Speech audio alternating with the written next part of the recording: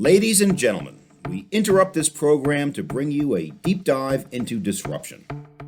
On this episode, we welcome an expert on personal and organizational growth, who is the best-selling author of multiple books on the subject, including Smart Growth, Dare, Dream, Do, and a title that presents the compelling twist that we're about to discuss: Disrupt Yourself. It's like the telephone did to the telegraph, like the automobile did to the horse and buggy.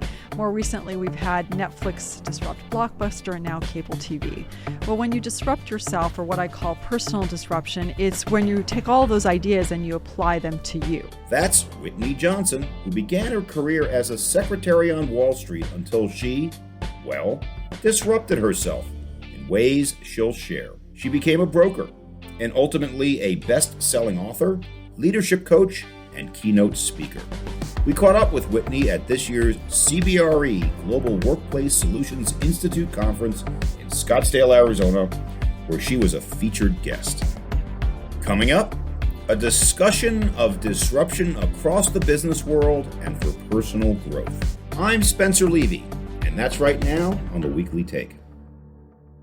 Welcome to The Weekly Take, and this week we have Whitney Johnson. So Whitney, thank you for joining us here today. Spencer, thank you for having me. I'm delighted to have you. For the benefit of our listeners, just tell them who you are and what you do. I am the CEO and co-founder of a company called Disruption Advisors, and what we do is we work with organizations that want to grow, and we believe that you start by growing your people because companies don't disrupt, people do. Let's talk about disrupting yourself, and that's the book that I'm holding right here, Master Relentless Change and Speed Up Your Learning Curve. Tell us what disrupt yourself means. Well, for those who aren't familiar, disruption is a term of art that was coined by Clayton Christensen at Harvard Business School, and it was the idea of a silly little thing that takes over the world. So when you are disrupting, it's like the telephone did to the telegraph, like the automobile did to the horse and buggy. More recently, we've had Netflix disrupt Blockbuster and now cable TV. Well, when you disrupt yourself, or what I call personal disruption, it's when you take all those ideas and you apply them to you. The big difference, though, with personal disruption is that you're Netflix and you're Blockbuster. You're the telephone and you're the telegraph. You're the silly little thing and you're the big Goliath that David is disrupting because you are disrupting you. And so that's the difference between disruption in products and services and disrupting yourself. Now, disrupting yourself can come in small ways. It can come in very large ways. I remember early on in my career, I made a switch. I switched from being an attorney to becoming an investment banker. And while it worked out well in the end, it was really, really scary when I did it, because I had to do it and take a step back to do it. But it was maybe the best thing professionally I ever did. Is that a concept that resonates with you when you talk about disrupting yourself? Oh, yeah. So you make a really good point, Spencer. There's kind of the big D disruption, the personal disruption that you just described. You can disrupt yourself and make a massive career change. And that's one kind of disruption that we talk about. Another kind that I think is equally, if not more important, is the little d disruption. So that's the ability when you are faced with all sorts of industry disruption, whether it is figuring out how to deal with cost pressures, deal with hybrid work, deal with carbon reduction commitments. It's the little d disruption, those small things that you do every day in order to be able to act and be an actor, to be agentic and deal with that disruption. I guess the big disruption is switching careers, but everybody has a little bit of disruption every day when they're trying to make a change for the better, whether it be on sustainability matters, as you mentioned, whether it be on cost reduction matters. But even in those instances, it takes a little bit of courage to change the way you're doing things. And so how do you get people to get over that hump of you're better off disrupting yourself than somebody else disrupting you? You're kind of asking two questions. So let me answer the big question and the small question. Sure. So the big question is, you're in a job and you have this experience of, you know what, I think I've learned everything that I can learn in this job, or I've contributed to my team in every way that I think I can contribute to my team. I'm starting to feel a little bit bored. I'm starting to feel a little bit demotivated. If I try to stay there and I'm not growing and I'm stagnating, then I am at risk of getting disrupted. I'm at risk of losing my job because they're going to say, you're not really delivering the way you were. And so in that instance, you are in a much better position of making the decision, what am I going to do here? I'm either going to jump to and do something new, or I'm going to figure out a way to make this not, it's a summit, but not the summit. I'm going to figure out a way to re-engage. And in that sense, I am disrupting myself, either doing something new or finding a way to re-engage. But then you also started to open the door to the smaller disruptions. And there can be something as simple as, you know what, this morning I had a conversation with one of my children, and I wasn't really paying attention to them very well. I think I want to do a do-over because I want to have a better relationship with my children. And so tomorrow, or even this evening, I'm going to pay attention to them when they're talking to me as opposed to checking my phone. That's a little de-disruption.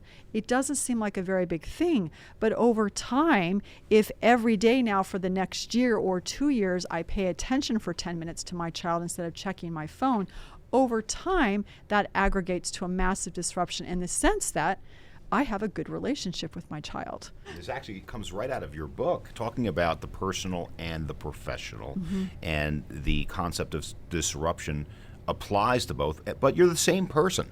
At home, you're the same person in the office. How do you bring the two together? My answer to your question is that the more we can bring who we are at home into the workplace, and the more we can bring all of the skills and the capacity and the capabilities that we develop in the workplace into our home life, the better off we are. So I think the more we can integrate the two, the more our workplace benefits, but the more our family life benefits as well. If you think about work life, what do you do at work that you do pretty well? You just said to me before we started, I'm really good at being on time. You do that well at work. You're very good at organizing and preparing for a meeting or a podcast, very well at work. Well, what if we also bring that home? We're on time for dinner, for example, not 15 minutes later like I frequently do. Or we're very good at organizing our family meetings or vacations or outings or whatever. And I think by the same token, we can bring that sense of humanity and compassion and caring that we exhibit for the family members that we love. If we can bring that sense of deep love and knowing and seeing people and that they matter into the workplace, then our workplaces will become more humane. People will be seen and they will feel a greater sense of agency and capacity because we're aware of who they really are. Well, it's interesting within the book Disrupt Yourself. There's 100 examples here, but I'm just going to use this one example. Where you were talking about the former head of the Commodities Futures Trading Commission, and she was trying to regulate derivatives. And it was a great idea because look what happened to derivatives during the global financial crisis. But she got tremendous pushback from some very big names in the finance world, Alan Greenspan and others. But the comment here is from Arthur Levitt, another legend in the business, quote, "If she just would have gotten to know us, maybe it would have gone a different way." So these are some of the legends of finance. This is a disruptor with a great idea, and she wasn't able to implement it because she wasn't able to connect in the right way with the influencers. Tell me about that. Every time you disrupt yourself or want to disrupt yourself, you are by definition requiring the people around you to disrupt themselves.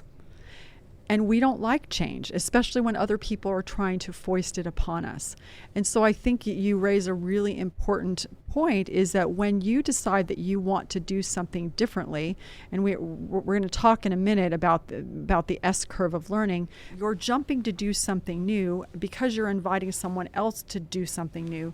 You need to de-risk it for them as well. You need to make it safe. You need to make it feel like, this sounds interesting, this sounds exciting, this doesn't seem scary. In fact, maybe let's do it together. The more we can recognize my disruption precipitates your disruption and make it so that it feels safe for them to disrupt themselves, and that goes back to the Brooksley Born example, is could she have made it safer for them to do something different? Right. So when you're disrupting, you can't just think individually. You have to think collectively, because ultimately, if you're within any organization, it is not a one-person team. It is a team, and getting that team to buy in is, generally speaking, if not in all cases, the pathway to success.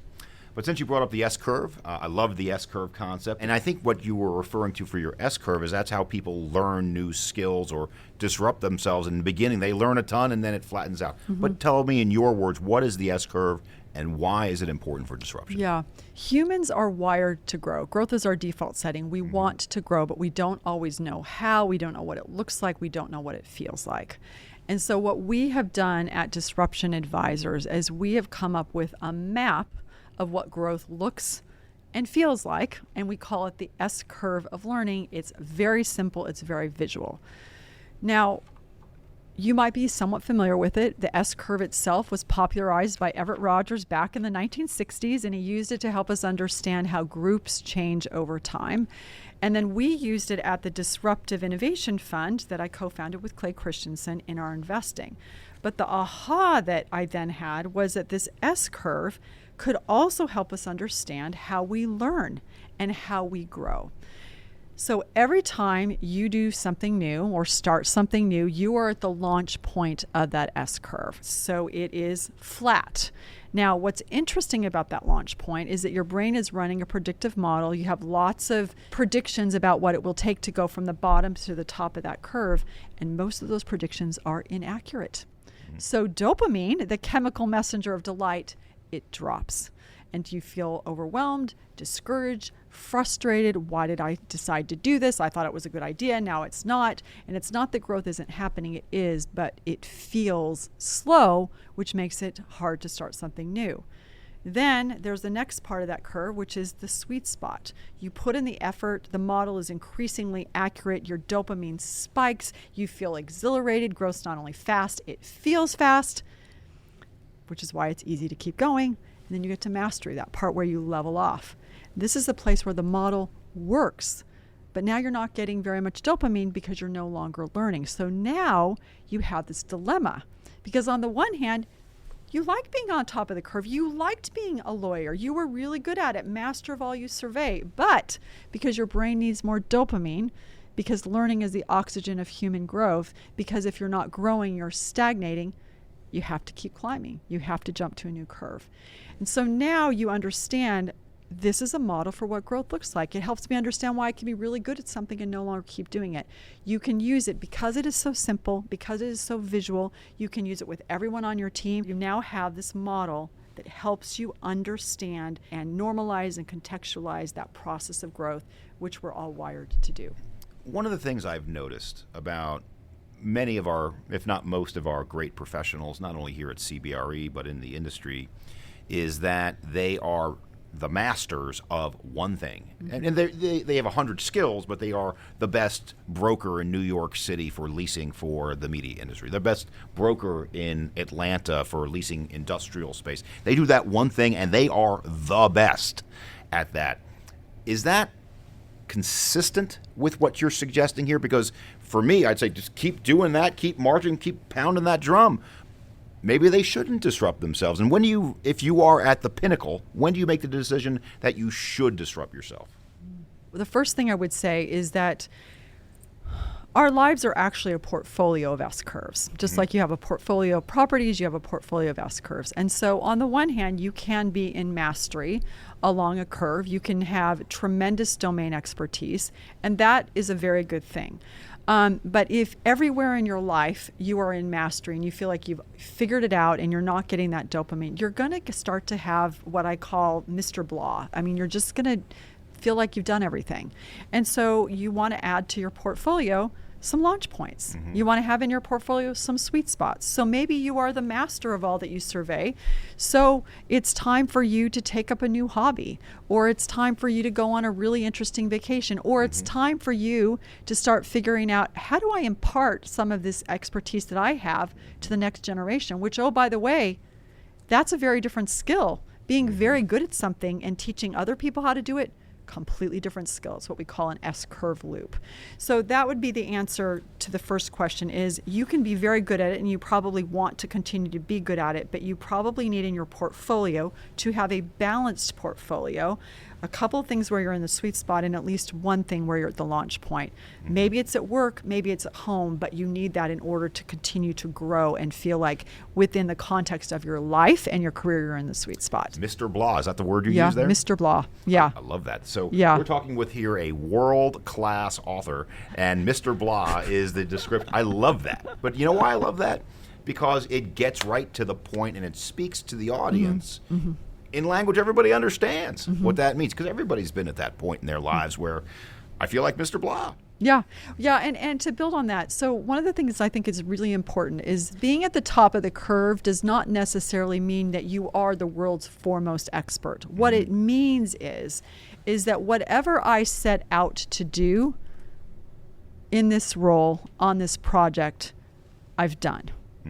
It means that I'm no longer energized by it. And so when you start to get those indicators, when you feel like also there's more for me to do on this planet, that is a signal for you that it is time to disrupt yourself. It can be big D or little d, but that's your signal. That's your brain saying, I need to grow. Please give me some dopamine.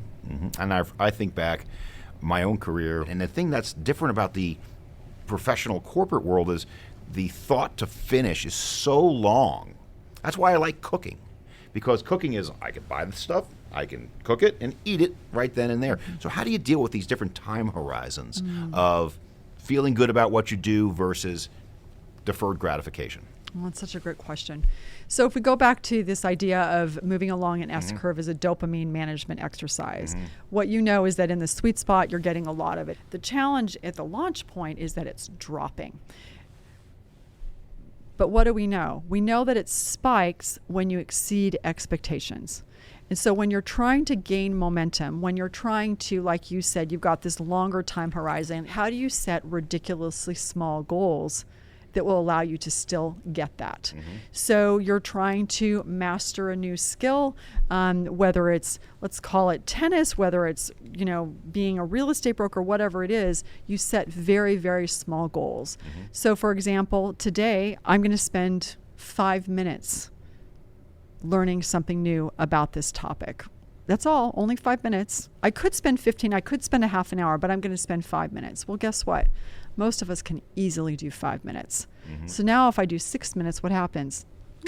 Dopamine rush. Next day, all right, I think I can do another 5 minutes. And then I get another dopamine rush. And so now all of a sudden, because I've broken it down into these really small goals at this launch point where it feels like growth isn't happening, now it feels like growth is happening because I've hacked the system. What are some of the tips you would give to a leader to spur their organization and their people into the right direction? I think the first thing we do is we go in, first thing is recognize and acknowledge the shoulders we stand on, number one. Number two is to go in and execute against what we were actually hired to do. And then number three, that gives us permission to start talking about some of the other things that we would like to try. And then we look for other people throughout the organization who would like to experiment with us as well. And then we gradually, we're at the launch point, we look for those very small proof points that allow us to gain momentum, that allow us to get the buy-in because we're disrupting ourselves. And then we start to give other people the courage to disrupt themselves as well. The thing that I would say is that sometimes we believe that we have very little power and very little autonomy within a large organization. And it is true. The sky is not our limit. There is gravity. But it is also true that we have far more autonomy, far more ability to execute and make things happen than we believe that we do. So let's talk about some of these concepts, if you don't mind. Let's talk about embrace constraints. And I don't think anybody likes to be constrained, but there is constraints of I don't have enough money to do this project. I don't have enough time. I don't have enough resources. I don't have the right people on my team. Tell me what it means to you. I think this is so interesting. Did you know that skateboarders are some of the quickest learners in the world? And the reason that they're quickest learners is because they receive very fast and useful feedback. Every action, every move that they make has an immediate consequence. So what's happening? They have constraints. And so as you think about this idea of moving along an S curve, the constraints are something that give us friction. There's something that give us tension. We actually need them. It's a law of physics. You need something to push against in order to gain traction. You think back to college, you think back to law school. Would you have graduated if you didn't have a deadline for taking exams? Would you have taken the bar if you didn't have a deadline for taking the bar? No. constraints are some of our finest friends. Gravity is our friend. And so the sooner that we can get to the point where we embrace the constraints start to become a tool of creation. And I would argue for you and anyone within the sound of my voice, our biggest accomplishments in our lives came about because of a constraint. You know, it's interesting you use the word gravity because, you know what I was thinking about while you were giving that description, Whitney, was the movie WALL-E. In the movie WALL-E, by the way, it's a cartoon, but in that movie they had no gravity in the ship, and everybody became Mr. or Ms. Blah. And so, because they had no constraint, it changed them as people. That's right. I remember that. And it was kind of depressing, wasn't it? It was. To see this sense of ennui that they all felt. There was no purpose. And in fact, I'll tell you one other story. There was a seminar that took place probably 30 years ago. And it was, Roland May talked about it in one of his books called The Courage to Create. They had this seminar about, what could we do? What's possible in the world? And so everybody said, the sky's the limit. And what they found is by only saying the sky's the limit, people got together and was like, yep, sky's the limit. And there was nothing to talk about. Mm-hmm. They realized, but gravity is good too. Mm-hmm. We start to really create something when we have some constraints imposed. I agree with you on the constraint, but on the sky's the limit thing, we have this corporate thing that we talk about here called RISE values. And it's respect, integrity, service, excellence. That's RISE. Mm-hmm. And I don't think E gets its due enough because I think people are afraid of the E. They're afraid of excellence. And I think they're afraid of it because every time we do a speech or we do a presentation, we want it to be, on this team, we want it to be excellent. We want it to be the best people have ever heard. That's daunting. That's scary. Mm-hmm. And maybe if you were to apply some of the teachings from your books, maybe that's the wrong way to go about it. Yeah, the way I hear you talking about that is that there's some sense of judgment that we're imposing on ourselves, as opposed to, I want it to be excellent. I'm going to put in the work. I'm going to do everything I can to prepare. And then once I prepare and prepare and prepare, then I'm just going to show up and I'm going to be present and I'm going to trust that I'll be able to say what I need to say. And so I think what I'm hearing in the nuance of what you just described, and probably because I've done this on far more occasions than I would like to admit, is that there's a judgment taking place of it should have been this or it should have been that, as opposed to let me do the best work I possibly can from my point of view, how I see the world. Let me show up and be present, and then it will be excellent. Mm-hmm. Well, we had on this show our CEO, Bob Salentic, and we talked about the concept of focus. And I have no superpowers, Whitney, but if I had any superpower, even though I'd prefer to fly, I believe it's the ability to focus at the moment of truth. So I think you need to have more than just being prepared. I think you need to be prepared, and using your word, you need to be not just present, you need to be present at the highest cognitive level you can be. Do you agree with that? 100%. And I would argue that your ability to focus has increasingly become a superpower because there are so many distractions. And so it's something that we don't necessarily know how to do very well, but when we can learn how to do it, both in the moment so that we can stay present, so that we can deliver an excellent speech, but also along the course of our day to say, here are the 5 things that I'm going to get done today and get those 5 things done. Or here are the 5 things that our business is going to do this year and get those 5 things done. So I think focus actually is a superpower. Well, at the end of the day, maybe we're both superheroes in our own way. What would be your favorite superpower if you were to have one? So I'm a coach, and I am really good at, if I spend an hour or 2 with a person asking them about themselves and who they are, I can get a sense.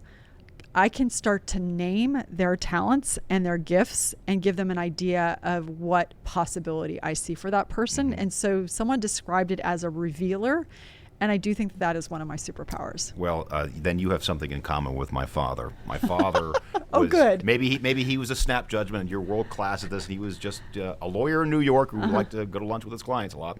But he was an incredible judge of character. He could judge character almost immediately and tell you who you are, what you do, because he read so many people. And it's a wonderful superpower. So we're both, I guess, superheroes in our own way. Aren't we all? And we certainly try to be. So let's go to a few more concepts in the book. And some of these concepts, and I say this respectfully, I think are fairly well known in the business world. And they include things such as give failure a due. Fail quickly is something you hear a lot. Be driven by discovery. Do you have a different angle on failure than, say, the common way of looking at it? The Disney actually is in some of their movies. Fail quick. What's your concept of how to fail, when to fail, and how you look at it? I do have a couple of thoughts there. First of all, we actually all fail all the time. We struggle with failure, but I think that we struggle with failure not because it's failure, but because of the shame that we attach to failure. When I think about leveraging failure, the first thing that I think about is that we need to really understand the experience that we're having when something doesn't work, and to be able to ditch the shame that we attach to failure. We need to see it not as a referendum, but instead an experiment. And I'll share a story with you that I think helps you understand my journey with this word. A few years ago, I was writing my book, Build an A-Team, and I had a conversation with Alan Mulally, who was the former president or CEO of Ford, and then before that, Boeing Commercial Airplanes. And I asked him the question, what do you think about failure? And he looked at me and he said, I don't. And I thought, what do you mean you don't? Like, it literally didn't compute for me. And so I asked him again, and I thought, okay, so no, really, what do you do? How do you feel about failure? And he looked at me again and he said, I don't. I thought, all right, well, let's see if I can do this again and bring this plane in for a landing. I'm going to try one more time. He says, Whitney, I don't. I just see when things don't work. And this is a person, they're building airplanes with 4 million parts. Like, there's lots of, margin for error. He said, I see it as data. I see it as information. I see it as a gem. I see when things don't work as an opportunity to improve things. It's a way to learn. And so the way that I would encourage people as you're thinking about this idea of personal disruption is to dig a little bit deeper and recognize the experience, the emotional experience that you have around failure, and either do therapy or coaching or both, which I have done, and figure out how to ditch the shame. Because the faster you can ditch the shame, the faster you can iterate, the faster you can learn, the faster you can make progress. The faster you get to dopamine, the chemical messenger of delight, the better. Exactly. Excellent. So let's talk now about remote work for a moment. And remote work has its pluses. It opens up a talent pool that wasn't there before. And that is undoubtedly a wonderful aspect of it. At the same time, when you're in an organization, I think culture is the question mark. Is that something you can maintain in a organization that is in a diffuse location? Should people come back to the office 2 days a week? Do you have a point of view? I do have a point of view. So some of the things that I think make a difference, and one of the benefits, by the way, of remote work is that it doesn't privilege people who are exceptionally tall or exceptionally short. So I think there's some advantage to doing this, having people on camera, which goes to my first point. When you are doing remote work, we need to be able to turn on our cameras and be able to look at people and see them face to face. Another thing I think is important with remote work, and it's something that I struggle to do because I'm very task-oriented, is to, when you get on a conversation with someone who is working remotely, is to ask them how they're doing. What did you do over the weekend? To take that effort to build rapport. The third thing I would say is communicate. You need to be relentless in terms of talking about where you're going, why you're going there, and also how are you helping the people that are doing that work for you grow. And then the fourth thing that I would say is, now that COVID is over, we do need to find ways for people to get together, but we need to be really intentional when they get together so that it becomes this special moment of people feeling connected to each other, wanting to help each other win, wanting to move up that S-curve together. So I think it absolutely can work. And in some ways, I do think there is a benefit of remote work, because when you and I are in an office together, we sometimes make the assumption that we have communicated because we're walking past each other every day. When we're working remotely and we can't see each other, we don't make that assumption. And so we're actually more likely to do the work to make sure that we're understanding what each other is saying and thinking and feeling. A couple more quotes from your books, and forgive me, I could speak for hours, but I'm just trying to get the highlights for our listeners. Building an A-team, building a high-performing team culture, build on people's individual strengths. So I'm going to make a statement. When I'm trying to build a team, I would rather have a smaller team of highly motivated folks than adding another person that might not share that point of view. What's your point of view? Agreed. I mean, it's something that we are spending a lot of time on our team of, when we bring someone in from the outside, making sure everybody has an opportunity to be able to interview them and make sure that they're not only capable, but they also are going to be able to work together. And what we have found is that when we bring people in and they aren't able to work together, we don't get anything done. Things stall out because in order for, there's this wonderful quote from Scott Miller, who was formerly the CMO at Franklin Covey, and he says, it's not the people, it's the relationship between the people that is your company's most valuable asset. Mm-hmm. So last question, and then we'll wrap up. We talked a lot about the individual and their career and contributing to the team. In very basic terms, what would you say are the attributes of a great leader? I love how you asked that question as the last question. Should have been the first question. Yeah, it should have been the first question, but then we would have spent the entire time on that question. I would say a great leader has the moral authority to lead. So a great leader says, do what I do, watch what I do, number one. And number two, a great leader is a person who not only is absolutely determined to move forward, to be willing to disrupt themselves, both big D and little d, but they make it possible for other people to grow. I remember a few years ago, I was having this conversation, one of the very first podcasts that I did with a leader, and he said, one of my proudest moments is when I look back and I see where all the people are that used to work with me or for me are today. And I think that's what makes a great leader, is that when you can look at the people around you, and when it was time for them to jump to a new S-curve, you graciously made it possible, sad though you were, because you knew it was time for them to continue to grow. And that to me is, you walk your talk, but then you allow other people to walk and grow as well. Well, I can't think of a better way to end it, and I just want to thank Whitney Johnson, the CEO of Disruption Advisors, author of half a dozen fantastic books that we could have spoken about for days. Thank you so much for joining the Weekly Take. Spencer, thanks for having me. For more ideas and information that might disrupt your way of thinking, check out Whitney Johnson's books and also visit our website, cbre.com/theweeklytake. You'll find related content and more about what's coming up on our show. Next week, we continue to follow this theme of disruption, and we follow the money too, with an episode about the evolution of capital raising. We'll explore how real estate funds have changed over the years and may continue to change in the economic conditions of our time. Meanwhile, don't forget to share this show, as well as subscribe, rate, and review the Weekly Take wherever you listen. Thanks for joining us. I'm Spencer Levy. Be smart, be safe, be well.